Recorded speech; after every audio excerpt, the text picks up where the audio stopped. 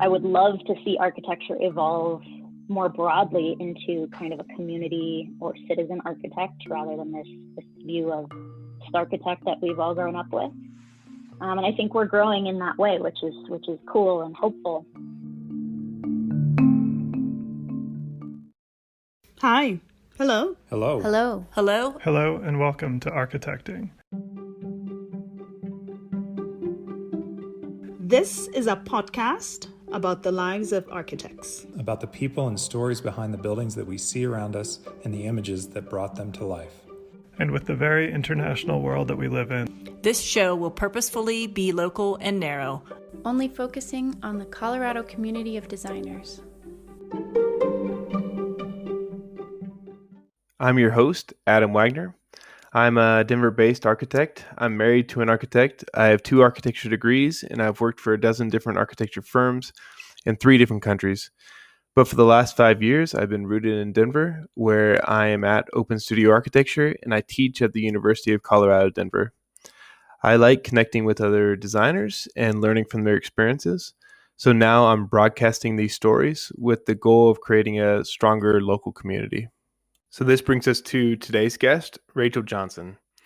So Rachael is another architect like Rick Peterson, who I met through my good friend, the architect and engineer Miles Dake. I spent most of my time with her in and around the AIA and other community events where she is very active. This is one of the big reasons I wanted to have her on the show.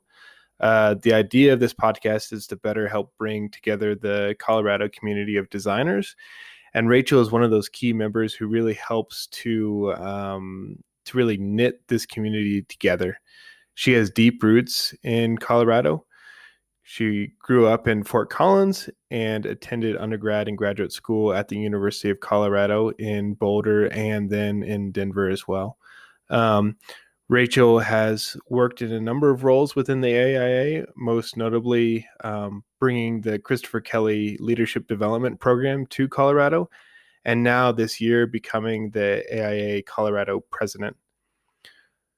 So we talk about Rachael's ideas for the organization, for the AIA, and dive into her theories on storytelling and placemaking in architecture, especially within the healthcare environment, where she's spent most of her career so far with Davis Partnership and now at the SmithGroup. So mostly Rachael is just a really great friend and someone who I enjoyed catching up with and hearing more about her story and her approach to architecture and people and how architecture can help people, especially when they're at their kind of lowest. So I hope you enjoy this episode, and remember to check us out on Instagram or go to architect-ing.com to see images of Rachael's work. Thanks.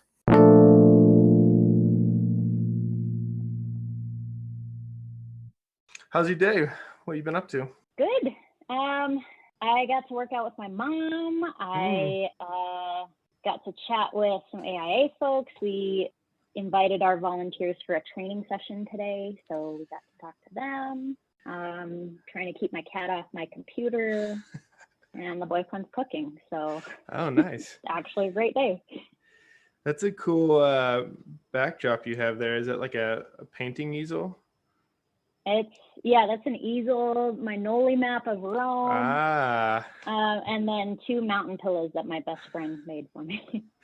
That's like a perfect Colorado architect setup there, I feel like. Yeah, nice. Yeah. Yeah, I see your fancy ladder, your CNC ladder. Oh, yeah. Yep. I saw the photos. Have the loft ladder back there that goes up to our children cage that we have. That's so cool. I know. It's like, obviously the pandemic has been so difficult, but it's like it's made us do all these things with our house and with other things that I wouldn't have done, making a tree house, making a loft. But yeah. Yeah, good job. Well, cool. Well, thanks for coming on. Thanks for coming on the show. Yeah, congrats you. This is awesome. Good job. Yeah, this has been a fun little thing. it's nice to just be able to connect with people, and especially this time, but. Mm-hmm. So, Rachael Johnson, who are you? There's so much to that question. Mm-hmm. Well, to start off, you have me on here because I am our 2021 AIA Colorado President this year. That's not why I have you on here, but that's just a portion of why. I think that's probably the only reason why. No. Yeah, that's my volunteer role this year. But I consider myself a learner, and first and foremost, family gal, and definitely a design brain, whether that's in architecture or elsewhere. But I think this year I've definitely embraced the learner part of my life, being at home, getting extra time, picking up new hobbies, and having to cook for ourselves. It's been a learning year for sure. That's interesting. Yeah. So, you're from here, right? You're from Denver? Yeah. Yeah, from Fort Collins. So technically, yeah. I was born in Phoenix, but 3 days into my life, I decided it was too hot, so we moved here. I grew up in Fort Collins. My mom had a new job lined up, so as soon as I was able to travel as a baby, she was on the road. So she just did that to deny you the native status that's so important here. And no, all the natives say that I equal native. So I'm taking that. I'm going with that. Yeah. I can't remember any other moment in my life where I didn't live here, at least for a portion of my time. So I'm definitely native to Colorado as far as I can be. Grew up in Northern Colorado, and then went to CU Boulder, CU Denver, and basically have stayed here in Denver. Nice. You're a good first in that way. I haven't had anybody on yet who's like gone CU all the way through. So it's nice. So tell me about, so when you went to CU Boulder, did you think about any other schools, or was it just kind of like, this is the place? And well, I was a hockey player, so I definitely wanted to go to Minnesota. They have the high level D1 hockey teams. They also have the lower level, but they still get to play in the fancy arena. And they have an architecture program, though. So I was convinced I was going to Minnesota, but it wasn't within my mom's comfort level of a 10-hour drive radius. Also, we grew up CSU Rams fans, so it was a hard transition to be a buff, but they have architecture there, and I knew that's what I wanted to do. So it was obvious. My sister had gone there. We're pretty close, and it's a really great school. So it's pretty easy.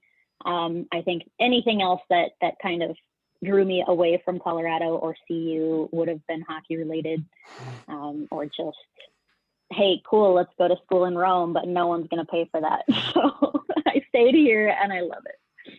So tell me, I know the school now, but I only know Denver. I'm totally kind of divorced from Boulder since they kind of split, or since I moved here. So what was the program like then in Boulder, and how has it kind of changed, I guess? Oh man, you're testing me. Well, so when I was there, Boulder was the program. There was some programming here in Denver on a grad school level. But not as robust as it is now. So I lived in Boulder. All of my classes were in Boulder. If anything, we had some fabrication classes were either off-site or off-campus or in Denver. So not really much outside of the Boulder campus. But when I moved to Denver and came to grad school here, maybe a year or two after I left was when they started transitioning to the program now. And we're hitting accreditation time, and kind of all of those things stacked up to just kind of rehauling the program and seeing how we could better leverage staff and leverage student time and student resources amongst the two campuses or between the two campuses. So I think it made sense to bring everyone here and leave the environmental design piece over in Boulder there. So was that weird? Like because you went right from undergrad to grad, right? So it was like you came to Denver and then the program kind of followed you in a way. Yeah. Like, Yeah. and was it like professors coming over? Like, did everybody come over? I think like some people have kind of stayed in Boulder, right? But it was piecemeal. Yeah. I TA'd for a couple of folks back in Boulder, on the Boulder campus while I was in grad school. So there was still stuff going on, but I think it was maybe my graduation year was when that transition started. And then I've been back since for programs, for just to visit folks, or for some kind of citywide architecture stuff, tours, presentations. And every time I go back, something's new. Some new floor has been renovated. New program has been brought, and it seems to be pretty robust now. And on the board we have Mark Swackhammer, and he gets to share all the latest with us every time we meet. So it's good to hear. Seems like a really healthy program, and it has changed so much since I participated. Mark especially is so great. They've been a great addition lately. Yeah. So who are some of the people? So serious. He's so serious. Maybe with you, I don't know. He gets crazy around me. No, I think he takes his work seriously, and yes, it's refreshing to see. That's true. So who were some of the people in undergrad, especially that really influenced you? Well, I don't think he'd be listening to this. He's not in Colorado anymore, I don't think, but Matthew Jalasik was one of my professors who day one made me draw squares and circles freehand to perfection. So I still have the sketchbook with the squares and circles in it, but from that point on, I called them squares and circles, with my family or friends. But he made a kid cry the first day. And we were off to that kind of start. But I do remember, lately I've been pretty passionate about storytelling and space making. So and kind of the intersection of the two. But actually Matt was the one who kind of cemented that in my head that was a thing, and that was a thing that architects get to do, and that's the thing that architects have responsibility over, is choreographing that. So he showed a clip from Pixar's Ratatouille in class, and we kicked off a few weeks in like food choreography or kitchen choreography. So while we were learning drafting and kind of the basics, we built a menu, we built a space around that menu, and it was basically a space built around a story, which I fell in love with right away. And any chance I get, that's what I want to do. But he was definitely a big driver, both in the discipline that it takes to be a good designer, to be focused and actually care about people and the design you're presenting. But he also was tough, and he taught me a lot. And he was one of those guys that you love to hate and you hate to love. And I envy his sketchbooks. It was a pretty great experience. I had him a couple times throughout my undergrad career. I did have some stellar female professors. Laura Malinin is one of them. She's up at CSU right now. And I thought it was nice to see the women, even back then, that was 10 years ago, 11 years ago, that wasn't common. It was still Colorado, still pretty even mix, but a lot of my professors were men, older men.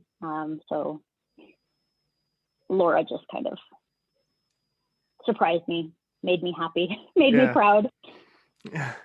And I think my last one, I call him my Yoda, Ranko Ruzic, who was my grad school professor. He also came over for our study abroad program in Rome. But just the stuff he would say was genius. And some of it I don't think he meant, some of it I think he definitely did. But everything he said was magical to me. And I to this day idolize the man and have the highest respect for him. Nice. Yeah. I think that idea of like storytelling is really interesting to me. I feel like it's fairly difficult. I mean, to really get it integrated into, or how it becomes integrated into a project. So did you kind of understand that as a kind of specialty in a way? And were you able to like refine it and work on it in grad school, or? It's been more of a realization these days, I think, in the last few years. I can look back and say I've been passionate about this my whole life, but I've not really recognized it until maybe the last 5 years. And no, I don't think it's a practice that needs to be honed or sought. I think it's just there. It's something that's there that can be can help benefit anyone, anything, any project. I think people existing in a space inherently produce stories that bring stories. So as static as these objects that we create might seem, they're not at all. Light changes, air changes, people change within that space, and therefore the space change. So I grew up drawing a floor plan of my bedroom. Anytime I'd want to rearrange stuff, I'd draw a floor plan of it. And I didn't quite know what that was, but I knew what it meant because I wanted to understand how I was going to exist in this space. And I think architects think about things perhaps not backwards to us, but backwards to other people, in that we think about the space and what could happen in the space rather than simply finding a way to exist within it that fits, that works, that makes sense. So we're kind of on the front end, whereas other people get to experience it and then think about what that means or how that looks. But I think it's a wonderful idea. I've been reading a lot of books on storytelling. Actually, Adam Harding got me hooked on a couple of those books. And you look at any media that we consume, Pixar is a great example. They're creating story within space, and the space is all on a screen, but it's still a space that has shadow, that has depth, that has physical area to be occupied by characters, by stories, by life. And I think that's what we're doing. And that's what's so important about what we're doing and how we go about doing it. I think the how is kind of what we struggle with day to day. Yeah, I think that's really interesting. You talking about it in that kind of terms, and that how, yeah, is what I come back to a lot, right? Of how much of a sort of like accepting container are you creating, right, to allow for stories, like unexpected story, versus the kind of like how much can or do you choreograph, right, and like project those possibilities versus allowing it to happen, I guess, or Right. yeah, that's an interesting balance. Because I've been teaching a seminar where it's about like narrative and architecture and representation coming together, and so I'm having them. It ends up being this big like tapestry drawing where it's supposed to be about these like little micro stories where they take any kind of random story they want and they combine it with an architecture and a representational style. And so like trying to weave those together to make each of them more rich. So you're like discovering different things about the architecture because you have a story, and you're enriching the story because you have an architectural space. But it's like I've been trying to figure out how to transition that from just like an idea of an image or representation into like a design process, and I've been hitting walls with it, like how that it's like either like super programmed and super concrete, or like open, and then it's kind of what's there. But so yeah, have you had success? Yeah. Well, I think the interesting thing is, regardless of which story you choose to either direct your design or react to your design, there are about 1,000 different stories in real design, and the work that we do every day. How many people walk through any one building? on any certain day with any certain circumstance or mindset, considering the different stories or the different scenarios that could exist, that could pair with what you're trying to do. I don't know. I think we see this a lot. I do a lot of healthcare work. That's solely what I practice, and we go about evidence-based design, and in that we focus on scenarios. So we look at the different options. To simplify it, we look at option A, option B, option C, and all the different people who interact with that design. And that kind of tells you whether that story works or it doesn't, based on who is interacting with it, who is building the new story. Because you can bring a story into a space, you can bring a space into a story, but when they interact is where the magic happens. You know, a human walking through a building, nothing's happening until that person steps on that first step. So that step wasn't really a step until someone used it as a step. It was just a corner, it was just an edge. So yeah, I think scenario-based conversation, planning, thinking, perhaps to my detriment has been fun. If you always think of the worst case scenario, you're planning on the worst, then you might be surprised. If you're always thinking of best case scenario, same thing, you might be disappointed. But at least you've tried them all. Yeah. I mean, I think you're really interesting again in the way of like, it seems like you've pretty much solely focused on healthcare or in your career, right?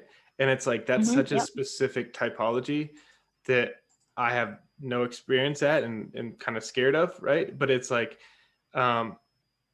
it does seem to kind of marry a little bit nicer with this idea that you're talking about of like narrative and scenarios. So it's like, are you really getting into like very specific kind of scenarios? I think that's the word you use, like when you're talking about design, like, yeah, like event kind of things, or it's experiential for different types of people, or? In healthcare specifically, like I said, we focus on the evidence. We focus on, how can you prove your case and how can you better the patient experience. But over time, there have been conversations and kind of pools of thought. What does the doctor experience look like? What does the nurse experience look like? How can we decrease the amount of steps a nurse has to take when they're delivering medication? But when that happens, what are we doing to the patients or their families who visit? So all of these things sometimes conflict, sometimes run in harmony. But you kind of have to look at it all both in concert with one another, but separately as well as individual components. Healthcare is a different beast. It's very specific. But it can be very open and broad depending on what you have, depending on what kind of project or what kind of client you have. Yeah. Because what's that evidence look like? It's when you say evidence-based, like what sort of things are you measuring? Is it this amount of steps it takes to get across, or is it satisfaction, or what? Well, heck, you can measure anything, right?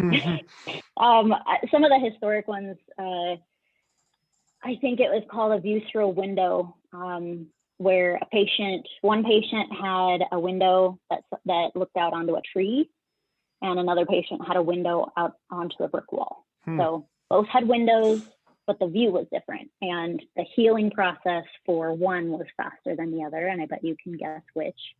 But it's basically a scientific process that you learned as a kid in third grade. But your variable is some design solution. So that's one method. That's the more scientific method that we all try to go through. The doctors go through that, so they're familiar with the kind of terminology and process. And then there's also kind of the softer things, the softer side of things, like how do you measure a sensation? How do you measure satisfaction? You can survey people, you can talk to patients and doctors and nurses, you can observe them, but really it's all quality based. It's qualitative, not quantitative. You can't write it down really.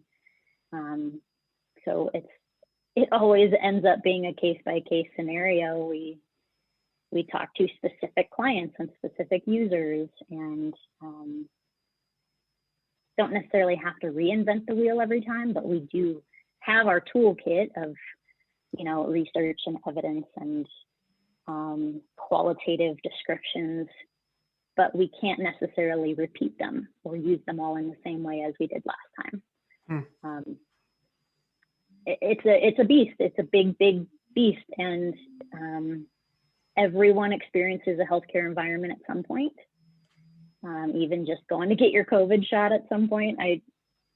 I've experienced, back early on, my mom was diagnosed with leukemia, and getting to see her stressed out and struggling. I volunteered before I got an architecture job at a cancer treatment facility.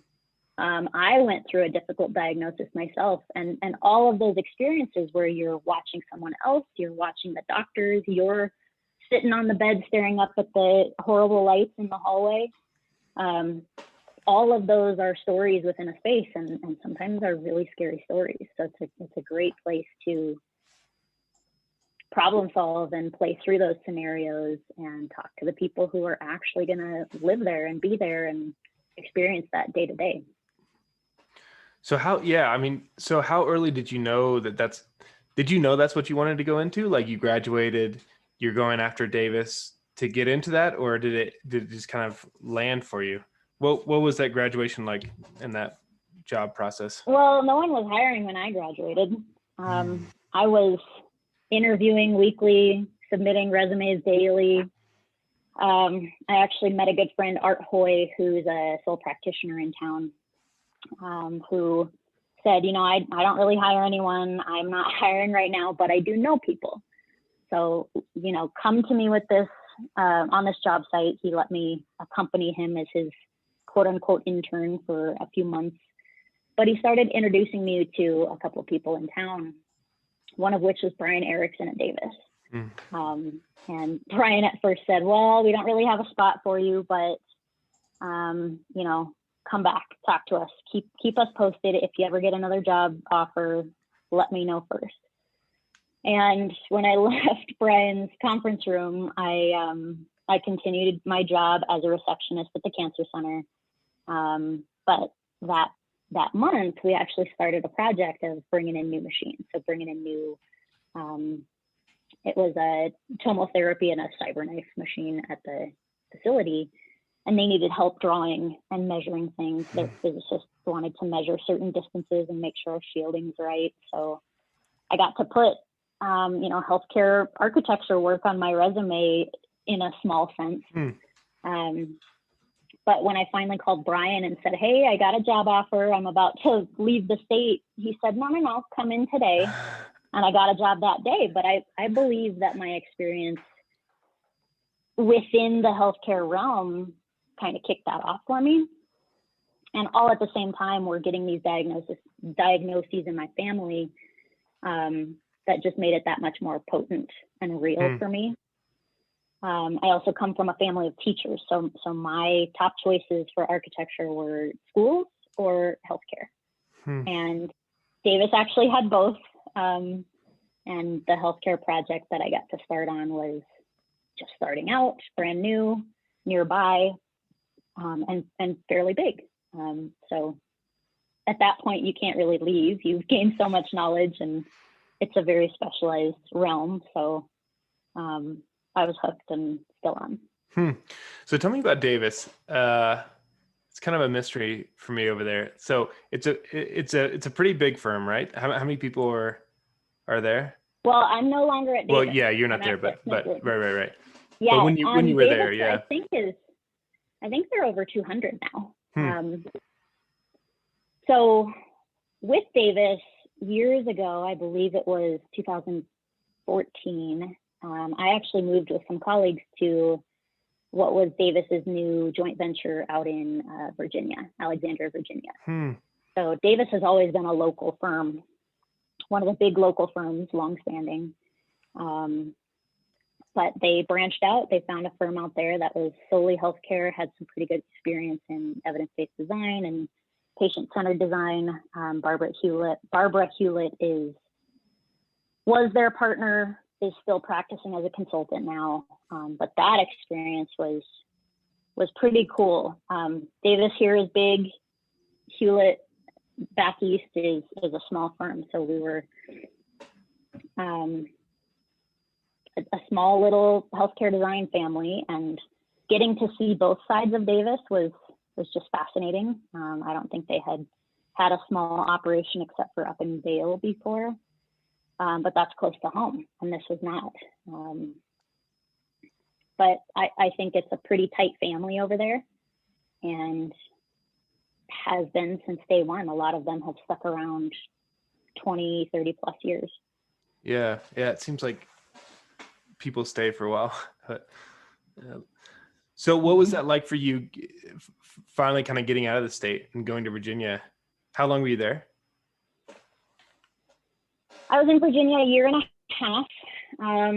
I've always loved the area, and it was awesome to live there. I did choose Colorado the second time around. When I was brought here as a baby, I didn't choose Colorado, but I lucked into it. So as a young 20-something, it felt good to leave, go explore, go on adventures, and then get to choose Colorado as my home, as a conscious adult decision. But I do love the fact that I lived there. I love to go back. This week especially, DC has been on my mind. But it was a great place. Alexandria is an awesome city, and everything's walkable. Culture is so rich over there. And then when I came back, I was in the middle of, I was diagnosed with Crohn's disease and was pretty sick at the time. And all my family's back here. So they were, we were all talking, come back and we can help take care of things. But moving back was a great homecoming. I had my firm, I had all my people. But it was a slower pace. It was definitely chill like me. I don't need to be fast-paced competitive like the East Coast, but it was also nice because we still had our DC office, our Alexandria office, and I was kind of the point person to collaborate with them and figure out some tech issues. Cross collaboration across the country is tough, as we've all learned. But it was an easy transition when I still got to work with them, got to come home to everybody I know. And basically there was no cold start, cold end for me. Yeah. Alexandria seems like a cool place. It's so many kind of young, political interns and stuff, right? The bars kind of fill up pretty fast, and it has a good feeling to the fabric. And what was the kind of architectural scene like there? Did you lock into that there, or was it just kind of a short-term thing for you?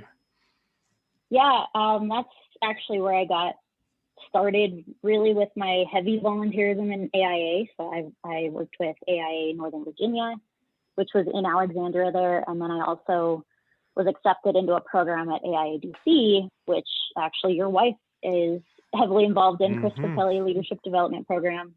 I was a scholar in their second year. So it was a brand new program then. And one of my friends who was leading the program at the time is a good friend now, Ryan McEnroe, likes to joke with me that he thought I was too young and he thought I wasn't going to do well in the program. And he's proud to see that I did well and have brought it elsewhere. But it was awesome because you got to meet outside of the competitive environment that we experience every day in talking to or talking about or talking with other firms. We were all collaborating. My partner worked at RTKL at the time, and I've maintained friendships with a few of those folks and talk to them regularly at conferences and keep in touch. So that kind of started my community, national architecture community. Regarding buildings and kind of what there is to see, there's so much to see there. And the historic side is very fascinating to me, just like you were saying in Alexandria. It's a pretty hip place. But you're also walking on bricks that George Washington walked on. And that sense, I couldn't quite get it out of my head. You walk downtown and you see different layers of bricks from different construction periods and fires and attacks on the city and all of these big stories that affected the architecture and affected what we built. I remember every spring, it's a strange thing, which I wasn't aware of when I moved there, but there's a monsoon season in DC. And in March, when I moved, it was flooding. So, this old harbor town flooded every spring, and the Starbucks out on the water would have sandbags, and sometimes it was open, sometimes it wasn't, but it was just an environmental thing that I didn't know existed. That was a big deal, and everyone dealt with it there all the time. So being a native to Colorado and experiencing this very specific climate, it was an adventure to just go see, there was a holly bush outside my apartment and new bird sounds and big city 7 miles away. It was a big new world and a lot going on. Yeah, that's funny. A lot of new stories to design around, right? A lot of different factors. Yeah. And so like you said, my wife, you got Rebecca really into Christopher Kelly, and she's the chair this year. So tell us a little more about that. So what's that program about, and what's the kind of structure of it? Sure. Chris Kelly was a rising star, young professional. He served on national AIA committees. He was a pretty big deal in his own firm locally at DC. And at the time, AIA DC was looking at incorporating an emerging professionals for leadership development program. They didn't quite know where to head with that. But we lost Chris suddenly, and all of a sudden his friends, his colleagues rallied and said, you know what, this program, whatever it is going to be in his name. So they looked at a couple models. There are a couple other AIA chapter programs. I think Kansas City has one. But ultimately, it's a 9-month program, 16 scholars who all apply competitively to be a part of it. And the scholars get paired up. They pick a certain subject matter or topic that are basically prescribed or created month to month, and they create a 4-hour program or a 5-hour program. So in my year, we had speakers, we had activities. We always went on a walking tour of an office or some building in DC, and it was an eye-opening experience to get to see other offices and see how other people function and see what levels people were at.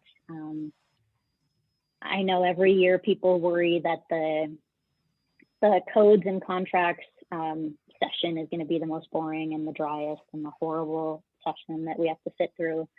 And ours was great. We had a tiny little lady, small but powerful woman come in. She was a lawyer, and she kind of whipped us through this contracts workshop, and it felt like I was problem solving, like I don't know, my normal problem solving architecture brain was happy at work there on a topic that I frankly didn't care about previously.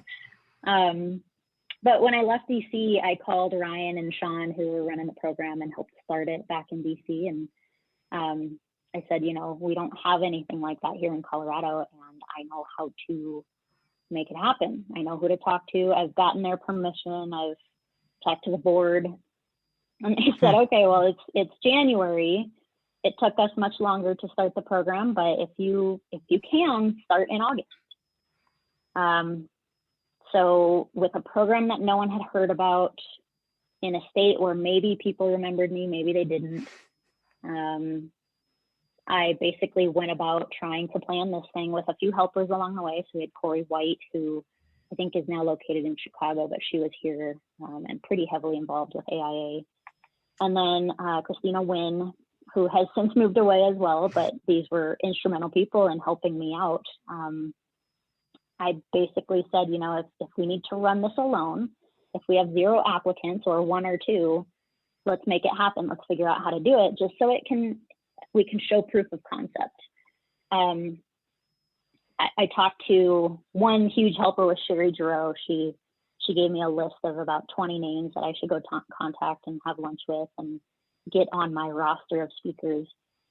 But the first year was enormously successful. AIA loved it, participants loved it, and speakers were honored to be a part of it. I remember I invited my uncle, who is now dean of the School of Ed at Johns Hopkins, so a big deal for his own stuff. I invited him to come and speak as a leader, just general leadership. Tell us about what you think and what we should be focusing on. And this was our kickoff session. And he'd heard about my participation in the program.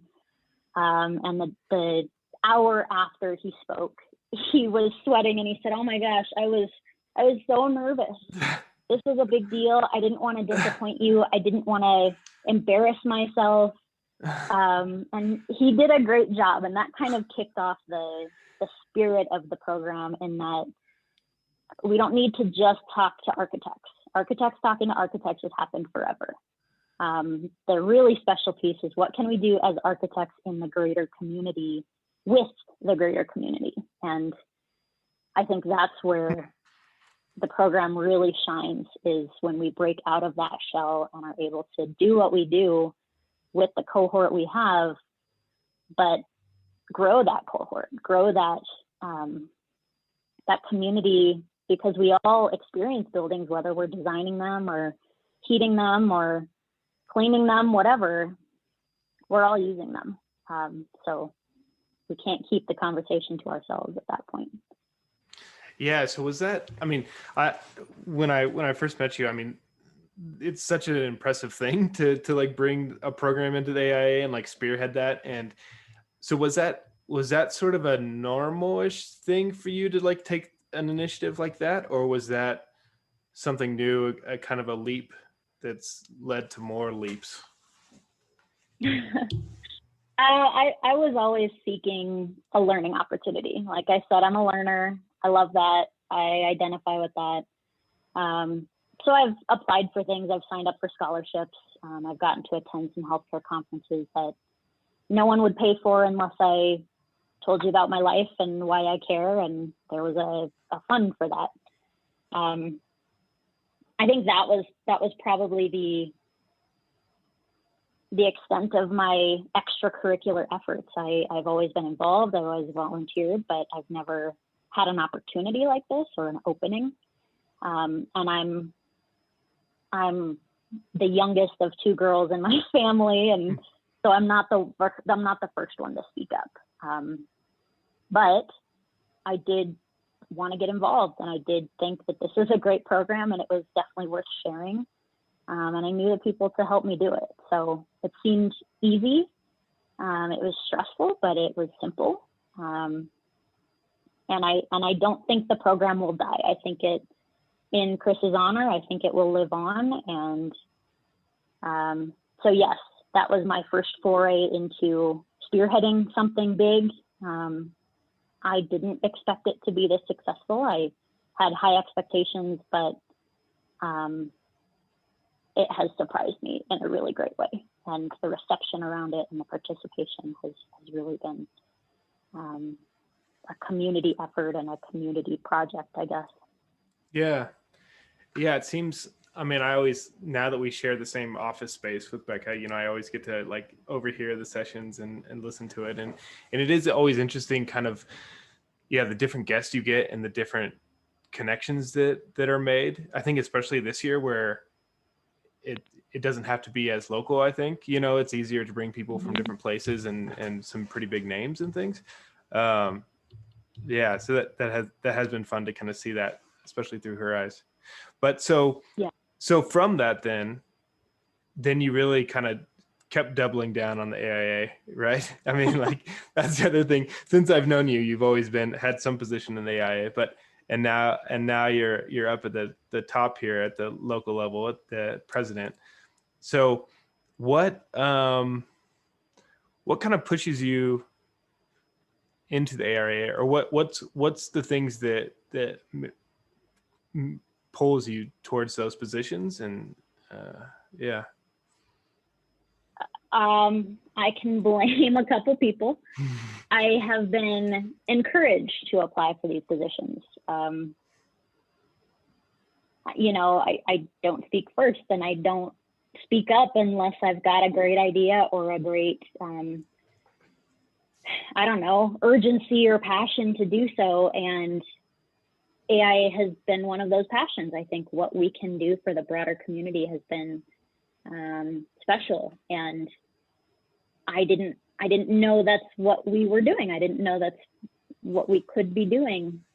But when I got to experience Christopher Kelly back in DC, I recognized that is a thing. Collaborating with your competitors is a thing, and that's a really healthy thing to do. And AIA is the first place that I know to go look for that. And in Colorado, we're lucky. We've got a really good chapter and pretty long-standing and very on the forefront of everything the industry is doing. So I dove right in. I couldn't help myself, and I think definitely the program leading Christopher Kelly has kind of launched that side of my career, that part of my extracurricular volunteerism path. But I don't serve in these positions lightly. I think it's pretty serious work, and I'm always nervous, and I'm always self-conscious about how I could screw things up for people. But it helps to have people in your corner. It helps to have people say, your voice is essential and it needs to be there. So that makes me speak up more, hearing that people need that and hearing that there's a place for that for me. That's all I need to hear. And I'll go all the way. I'll keep serving until I can't anymore, as long as there's a need for that. Yeah. I mean, I think that's so powerful. Like, just, especially in those sort of organizations, it's like, you really gravitate towards those people who step up, right? Like, it doesn't take much, like, because we all have so many things to do and everything, it's easy to kind of sit back, but it's like those few people that just like step up. You're like, oh yeah, you're the leader. Let's do it, And so I know you just kind of started with this with your term here, but so what has anything been kind of surprising you, or like, are you able to kind of start and affect the change that you thought you might be able to, or what are you doing? I want to make it clear that I'm not the one changing everything. So that's impossible. And I know you know that. I'm just teasing. The way AIA works and should always work and has always worked is architects can do much more and much better together than they can individually or apart. So that's what I want to do, and that's what I think is most effective and most powerful. Adam Harding, last year's president, our immediate past president, has done a great job setting us up. He helped us overhaul our bylaws and get those cleaned up and professional, and he helped set us up with a vision, focus, and values for the organization. And we also chose some of those urgencies. So that includes environmental stewardship, justice, equity, diversity, and inclusion, which is big in the world right now, a little late to the party. And then building a culture of belonging in Colorado is important to us too. It's a big state. We are dispersed, and we are all of Colorado. So we all deserve to be in this community with as loud of voices as those in the mass.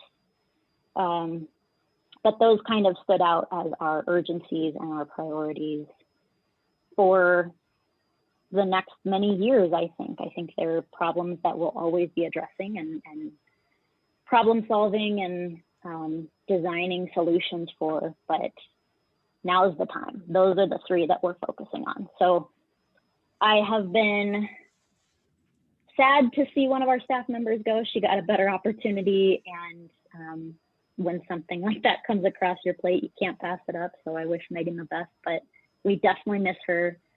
And in her wake, we have a lot to do. We have a lot to live up to with fewer staff, and luckily way more volunteers this year. So I think given the COVID year, given kind of the craziness and the non-traditional way that we've done things at AIA or even at our firms, I was very pleasantly surprised to see the giant number of volunteers this year. We have 177, I think, in total, compared to last year's 150. Really? That's interesting. And that's all virtual. That's the work that we get to do. So I think, so that's really interesting. Like, well, not interesting, but just the idea of how as a profession and as a place we deal with issues of justice, equity, diversity, inclusion, right? I'm on like the council for CU right now about that, and and just trying to wrap your head around what are the issues and what are the next steps, right? Or how do you start to affect change? So I think you're in an interesting position because you've been here for so long and you know the community so well. Like, has that been you talked a little bit about like seeing female professors, but has that been an issue for you of being discriminated against being a woman here, or like having to kind of fight through some of those issues? Or I don't think at all. I'm sure there have been times where I've felt frustrated or, behind the scenes, something has happened that I wasn't aware of. But I feel very privileged in that I've not come up against any real roadblocks. I think the biggest for me, if you were to ask me which of my identities, whether it be age or ethnicity or gender or all of those, which has been the most difficult to navigate, was age. I am a young AIA Colorado President, and I was a young licensee getting my architecture license. So always being on the young side has been difficult for me. I take a little bit longer to grow confidence and to kind of build my own identity in certain realms, whether it be architecture or volunteerism. So getting to the point before I'm ready, that's been the tough thing for me. And I remember dragging my colleague along to a talk that I was supposed to give. I think it was at age 26 or 25. I was filling in for my boss. I was giving a talk to 40 people who had paid for an education session on evidence-based design. And I frankly said, no one's going to look at my face and say, I'll pay for that. That little girl can teach me all day long. That wasn't going to happen. So I brought Brian, who has a beard and has some gray hair. And he was my assistant for the day, but we basically came to an agreement that we were going to go halvesies on the reimbursement. And I just needed an older face in the crowd. So that has always been perhaps a self-inflicted barrier, or at least a self-awareness piece that I've had to struggle with. I do not want to make jokes about this either. I know for me, it's been a little lighter. For other people, it's been really tough. And I think the barriers to get into architecture are pretty extreme, and we don't talk about that a lot. I think if you look over time, what architects look like and where architects live and who architects learn from, that sets a precedent. And I'd like to see that precedent change. I would love to see architecture evolve more broadly into kind of a community or citizen architect rather than this view of architect that we've all grown up with. And I think we're growing in that way, which is cool and hopeful. But I think just like we got to see little girls look up at Kamala Harris the other day and say, oh my God, it's actually possible. What about little girl architects at age 5 looking up and seeing, oh my gosh, it's possible for me. It's an option, and I'm going to seek that path. And I think that's where the work lies, really. It doesn't clean up the wound right away, but it's the long game that we really do have access to and can affect in a really positive way. Right. Yeah. I think it's interesting how you're talking about feeling discriminated because of your age, but it's because you put yourself in those situations, like you're good enough to go and talk at those conferences before most people would, and you have the skill set to do that, and you're putting yourself as the president before most people would, so it's like you're good enough that you're breaking those barriers that we get used to it, right? And it's like so good job. But well, thank you. Yeah, I think in all of those cases, someone else has seen the skill or the potential in me before I did. So I can't take all the credit. I definitely credit mentors and guides along the way for that, for sure. Yeah. So you brought this up earlier, but so you did leave Davis and you're at SmithGroup now. So what prompted that? Tell us a good juicy They called me. Or They called me. I've been approached many times. Probably started a little bit before DC, but I always said, Davis has been a great family to me. They've had my back, and let's talk. I'm not going to close any doors, but I want to be upfront that I am loyal, and I had been at Davis for 7 years. So a colleague that I had known tangentially through my scholarships that I had received to go to conferences for the Academy of Architecture for Health. So that's a nationwide knowledge community with AIA. She called me up and said, hey, we have a local office now for SmithGroup, and you're on the list. We've heard great things. Let's talk. And I said, great, let's go have coffee. Just so you know, I wasn't looking. And it's actually been a really great move for me. I'm constantly impressed by the firm. They handled COVID gloriously, are still doing so. The humanity there is surprising in the architecture industry. It's been at every turn I've enjoyed my experience there. So it's been a really positive move. It was a heartbreaking leave from Davis. And it was tough. It was a tough 2 months. I was stressed out. I was sad. I was excited. And it's been a great move for me. Yeah, it's interesting going from like a very large local firm to a super large like international firm, right? But is the presence here pretty small? The office, the amount of employees? Tiny, yeah. Huh. I think we're up to 18 or 19 in the office. Yeah, we just renovated to enlarge a smaller office that we had. I think construction ended in July of 2020, so I haven't even seen the new office. But once we can all be in there as a group, it'll be nice to be all together again. We've been having our happy hours and just keeping in touch, but you miss out on the environment, Yeah, definitely. It's been a weird time. I'm interested that you're my 11th guest now, and I feel like nobody's really talked about COVID or like talked about this year. Like it's always been kind of hinted at in a way, but it's not. I don't know why. But so, do you have what would be your like? Do you have a low point in your career, or like a story of the lowest part? Oh man. Is it that time graduating and banging your head against doors, or do you have something better? No, I mean that was really tough. I remember.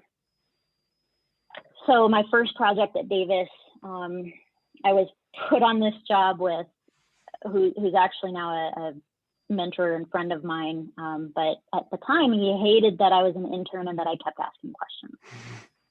But I was put into a position that I didn't know how to do and that I needed a lot of help with. And I remember just going to work every day scared that I'd screw something up or that I would get caught doing something bad. I don't know, just worried that it was such an important job and that I wasn't qualified or knowledgeable enough to do it. And I think that was tough. It was super rewarding when I could go on site with him and, point something out that I thought was wrong, but kind of, go out on a ledge and say, hey, I think this is wrong, but look at that thing up there. So when I caught a couple of those, it was very rewarding. It was a huge success. I think the hardest thing for me has been leaving Davis. That was one of the hardest efforts that I had to go through. It was a lot of thinking, a lot of talking with mentors. I had probably 3 or 4 different lunch conversations with my longstanding mentors, just saying, what do you think? Is this a good idea? And at the same time, I was considering putting my name in the hat for presidency too. So it's kind of a double whammy of stress and decision-making, scenario planning.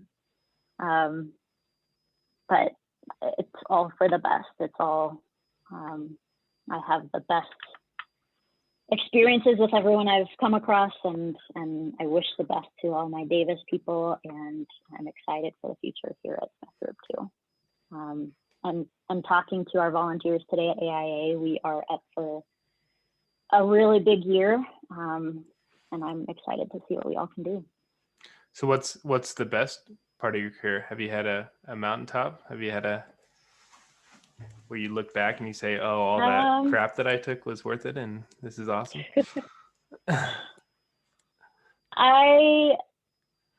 I'm so passionate about, I think I always have been, but I'm pretty excited about this storytelling stuff. I'm finding applications everywhere for it.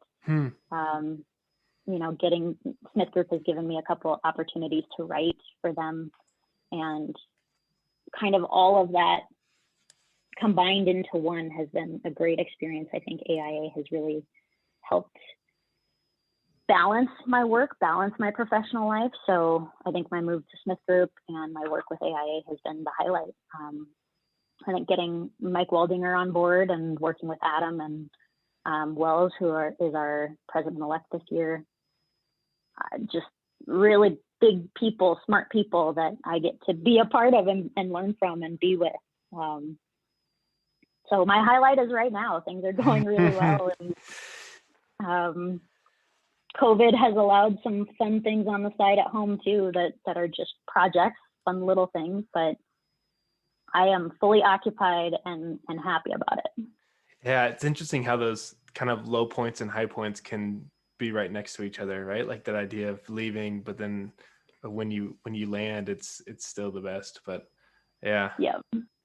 So last question, have you had a chance to lay in a hospital bed of a building that you designed and look up at the lights and pat yourself on the back? No, I haven't, which is a good thing. That's a really good thing. I have had the chance to lay in a hospital bed that a colleague designed. And actually, I had my mom talking with the nurses and doctors, pointing out the lights, like, well, you see how they're on the side here? That's really good. Thank you so much. Yeah, it's been good. And I don't ever want to be a patient in a cancer center or a hospital.